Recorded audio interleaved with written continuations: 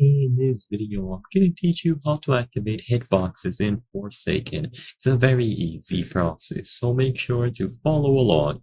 You can enable hitboxes on both platforms, so PC, mobile, or even console.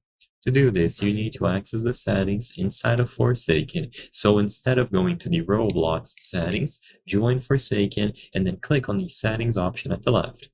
Once you go into these settings, you have to go all the way down. So scroll down until the end, and you will reach Advanced/Dev.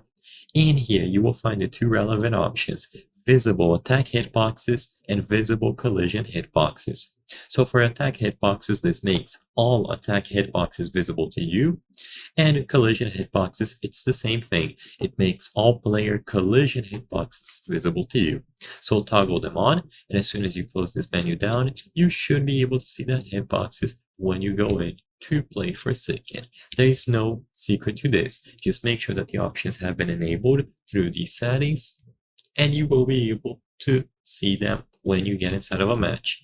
I am on a private server, so I'm not sure if I'm going to be able to demonstrate this, but as long as you have them enabled, it should work on any sort of server or Forsaken.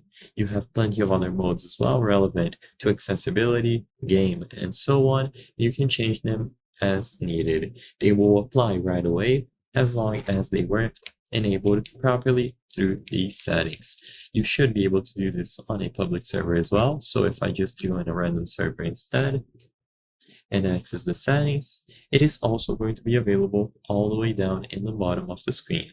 So join, go to settings, and you will see it here once more. I hope I was able to help. If this video helped you, please consider subscribing. As you can see, according to our channel metrics, 83% of the people watching our videos are not subscribed. By subscribing, you can help us make higher quality videos. Thank you for watching, and I'll see you on the next one.